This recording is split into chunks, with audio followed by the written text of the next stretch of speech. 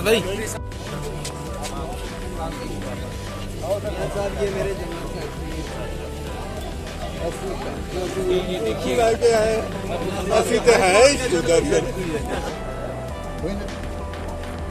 Sir, अब आप लोग अपनी ये जो रिकमेंडेशन है, ये जो कमीशन बना था, ये कब टाइम भी आपको 14 मई तक सीधा नहीं है। ये कॉम्प्लिकेटेड कॉम्प्लेक्स इशू है, इसमें लोगों की जिंदगियों की बात है।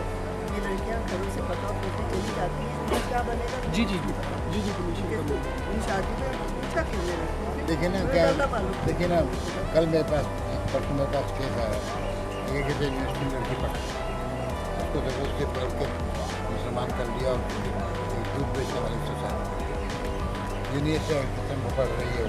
तो ये जो आप लोग सर रिकमेंडेशन देंगे, फैसला तो आ गया कोर्ट का, ये बस इसका हिस्सा बन जाएगा या ये गवर्नमेंट के पास जाएगा, गवर्नमेंट उसके ऊपर कोई पॉलिसी करेगी? देखिए बात यह है कि इस वक्त जो भी कोर्ट ने किया और ये बहुत अच्छा काम हुआ कि देखिए आज ये जो केस था और इस केस के हवाले से जज साहब ने फैसला तो दे दिया है, क्योंकि कमीशन ने कहा कि मेडिकल बोर्ड ने इसकी एज डिटरमिन की है, मगर मेन चीज़ जो है वो ये है, जो मैंने भी पॉइंट उठाई, दो चीज़ें थी। एक चीज़ ये कि ये फैसिलिटेट किया गया है फोर्स्ड कन्वर्जन के लिए, इस्लाम से मुतासर होकर नहीं है।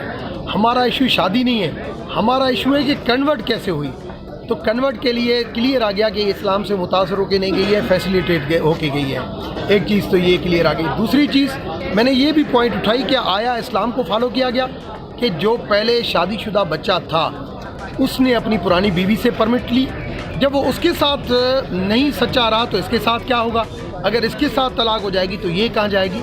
तो ये इशू थे, मगर मैं समझता हूँ अभी 14 मई को डेट मिली है और इस 14 मई के लिए जो है वो मुझे भी डायरेक्शन है और कमीशन को भी डायरेक्शन है कि हम इसके ऊपर अपनी जो है वो रिकमेंडेशन दें। इस वक्त तक मेरा बिल भी जो है वो भी 23 तारीख को लगेगा असेंबली में, देखते हैं लेट सी। डॉक्टर साहब, आप लोग अक्सरियत में हैं, हुक्मरानी कर रहे हैं, मगर इसके बावजूद आप नहीं समझती कि आपकी खुली बेबसी है कि अब तक जो है वो हिंदू मैरिज जो है वो अब तक आप पास नहीं करवा सके? तो फेलियर किसका है? आपका है, आपकी जो है पार्टी उसका है, किसको? और इसके साथ एक सवाल ये भी है कि क्या वज़ीर आज़म से इस हवाले से आपकी बात होगी या जो वफाकी मजहबी उमूर का वज़ीर है उसके साथ इस कोई मशावरत? देखिए मेरी बिल्कुल प्राइम मिनिस्टर से डिटेल में बात हुई है और उन्होंने कहा कि अब मैं आपका जो बिल है उसके ऊपर हम पार्लियामेंट्री कमेटी बनाएंगे कि उसकी रिकमेंडेशन देके इसको हम फाइनल करें। मगर बिल्कुल 17 सालों में मैंने बहुत मरतबा इसके लिए कोशिश की है, मगर fail to achieve the target. There should be a law how the baby can convert, why a minor girl, why not जो है वो मेच्योर गर्ल नहीं होती है, बॉय नहीं होता है। This is a issue, major issue.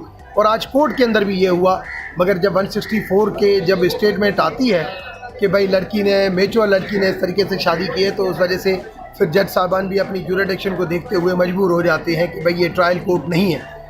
मगर ये जो चीज़ें हो रही है, मैं समझता हूँ पाकिस्तान के इमेज को जो है ना वो ख़राब हो रही है। Thank you. सेक्रेटरी दाखिला ने क्लियर कर दिया है कि उनकी वो बालिग भी थी और ज़बरदस्ती मज़हब भी तब्दील नहीं हुआ। अब आप क्या कहेंगे?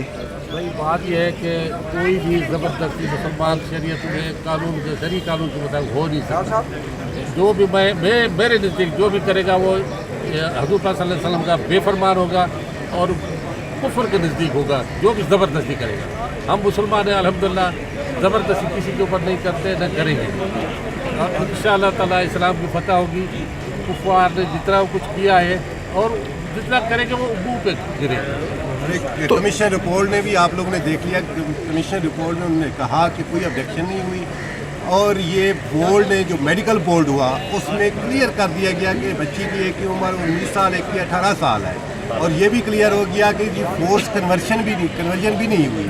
तो ऐसी सूरत में जज साहब ने उससे पहले भी 164 के बयान में हो चुका था कि जी बच्चियाँ बालिग हैं, आकिल हैं, और उसके बाद 161 के बयान में भी वो क्लियर हो गया था। उसके बाद मेरे ख्याल में कुछ नहीं रहा, पहले भी मेडिकल हो चुका है और अपनी मर्जी से आज़ादाना मर्जी से शादी की है। मेरे ख्याल में इसमें कुछ और रहा नहीं, ऐसे ही खामखा इल्ज़ाम है, अपनी मर्जी से बच्चों ने इस्लाम कबूल किया।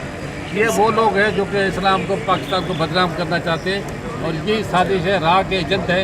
ये सिर्फ और सिर्फ इस्लाम को और पाकिस्तान को बदनाम कर रही है क्योंकि पाकिस्तान ऊपर जा रहा है। देखा आपने कैसे इंडिया के जहाज गिराए या ऊपर जा रहा है, इंशाल्लाह ताला और ऊपर जाएगा और उसको रोकने की पाकिस्तान तरक्की करेगा इंशाल्लाह ताला। ये जितना रोकेंगे हम पाकिस्तान इस तरह ऊपर जाएगा।